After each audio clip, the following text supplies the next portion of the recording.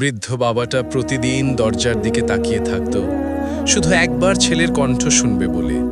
কিন্তু সেই দিনটি আর কখনো আসেনি। কি হয়েছিল তার সাথে জানতে হলে ভিডিওটা শেষ পর্যন্ত দেখুন। আসসালামু আলাইকুম ওয়া রাহমাতুল্লাহি ওয়া বারাকাতুহু। প্রিয় ভাই ও বোনেরা, আজ আমি আপনাদের সামনে এমন এক গল্প শোনাবো যে গল্পের প্রতিটি শব্দ যেন হৃদয়ের শিরা উপশিরায় আগুন জ্বালাবে, চোখের পানি ধরে রাখা অসম্ভব হয়ে উঠবে।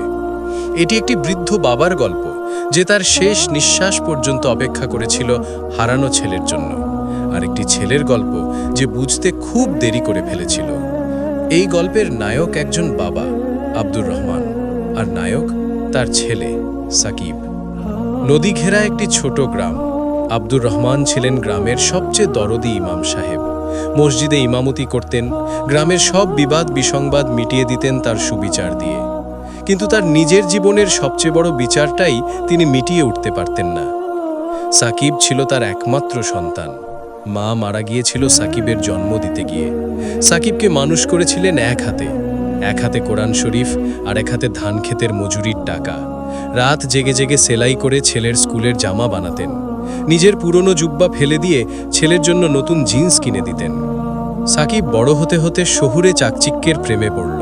গ্রামের সরল জীবন, বাবার সাদা পোশাক, সবকিছুই তার কাছে হাস্যকর মনে হতে লাগলো।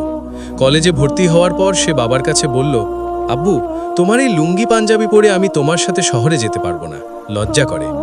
আব্দুর রহমানের চোখে এক ফোঁটা পানি ঘুরে মিলিয়ে গেল। তিনি কিছু না বলে পরের দিন বাজারে গিয়ে এক সেট শার্ট প্যান্ট কিনে আনলেন, জীবনের প্রথম এবং শেষ শার্ট প্যান্ট। সাকিব চাকরি পেল ঢাকায়, বিয়ে করল উচ্চবিত্ত এক পরিবারের মেয়েকে। প্রথম বছর ঈদে বাড়ি এলো।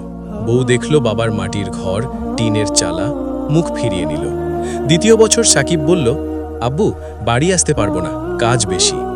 আব্দুর রহমান ফোনে বললেন, কিছু না বাবা, কাজ গুরুত্বপূর্ণ। কিন্তু ফোন রেখে তিনি সেই নদীর পাড়ে গিয়ে বসে থাকতেন, যেখানে ছেলেকে কাঁধে নিয়ে বেড়াতেন। নদীর জল দেখে চোখের জল মুছতেন। একদিন সাকিবের ছেলে জন্ম নিল।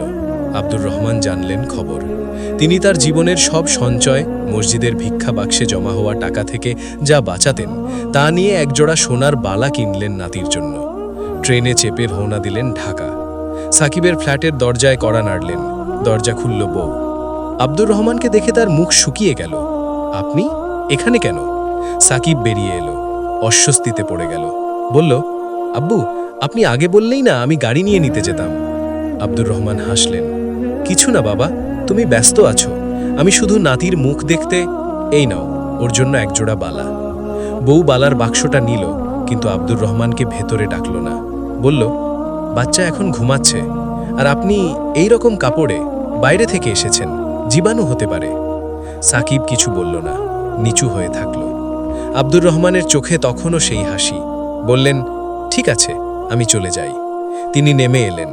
লিফটে না চেড়ে সিঁড়ি দিয়ে নামলেন, কারণ তার চোখ দিয়ে তখন অঝরে পানি পড়ছিল।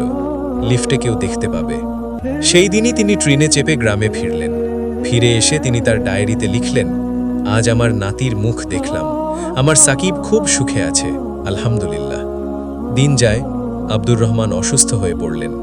ডাক্তার বললেন, হার্ট খুব দুর্বল, তিনি আর উঠতে পারতেন না। পাড়ার লোকজন দেখাশোনা করত। একদিন হঠাৎ তিনি খুব জোর দিয়ে উঠে বসলেন। সবাই অবাক। তিনি বললেন, আমার সাকিব আসছে, আমি তার পায়ের শব্দ শুনতে পাচ্ছি। সত্যি সেই দিন সাকিবের ফোন আসলো, কিন্তু সে বলল, আব্বু, আমি বিদেশ যাচ্ছি একটি প্রজেক্টে, 3 মাস থাকব, ফিরেই দেখতে আসব। আব্দুর রহমান বললেন, যাও বাবা, ভালো থাকো। ফোন রেখে তিনি পাশ ফিরে শুয়ে পড়লেন। আর কথা বললেন না।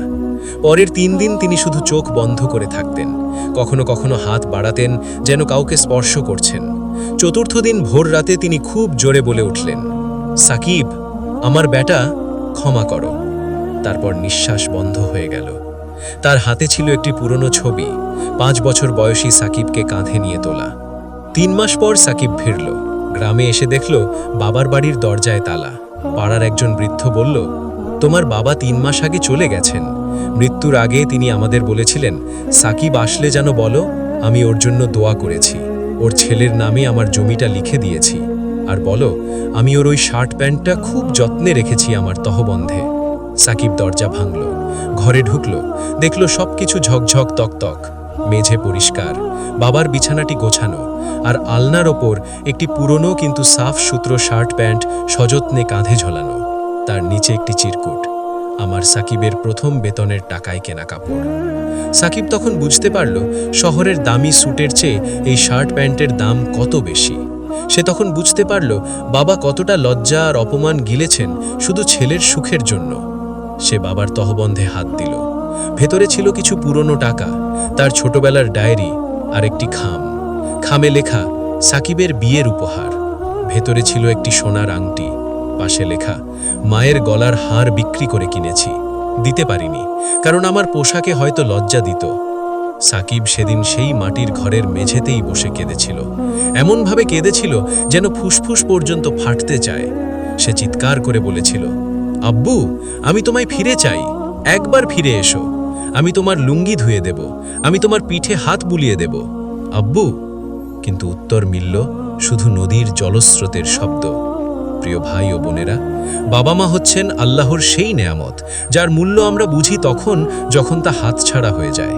তারা আমাদের জন্য তাদের স্বপ্ন, তাদের আরাম, তাদের সম্মান সবকিছু জলাঞ্জলি দেন, আর আমরা তাদের দেন ভুলে যাই। আজ যদি আপনার বাবা বেঁচে থাকেন, তার হাতটি ধরুন, তার পায়ের ধুলো মাথায় নিন। তিনি যদি না থাকেন, তার কবর জিয়ারত করুন, তার জন্য দোয়া করুন। তার অসহায়ত্বের দিনগুলোতে আপনি পাশে ছিলেন না, এই অপরাধের জন্য ক্ষমা চান। কারণ মৃত্যুর পরে যখন আপনি তার কবরের পাশে দাঁড়াবেন, তখন আপনার সব আফসোসই বৃথা হবে। তখন আপনি চাইলেও একটি সূরা ইখলাসও পাঠ করে দিতে পারবেন না। আল্লাহ আমাদের সবাইকে বাবা মার হক আদায় করার তৌফিক দান করুন। তাদের চোখের জল থেকে আমাদের হিফাজত করুন, আমিন। ভিডিওটি যদি আপনার হৃদয় স্পর্শ করে থাকে তাহলে লাইক করুন, কমেন্টে আস্তাগফিরুল্লাহ লিখুন এবং আপনার প্রিয়জনদের সাথে শেয়ার করুন যাতে তাদের চোখও খুলে যায়। আল্লাহ হাফিজ, জাযাকাল্লাহু খাইরান।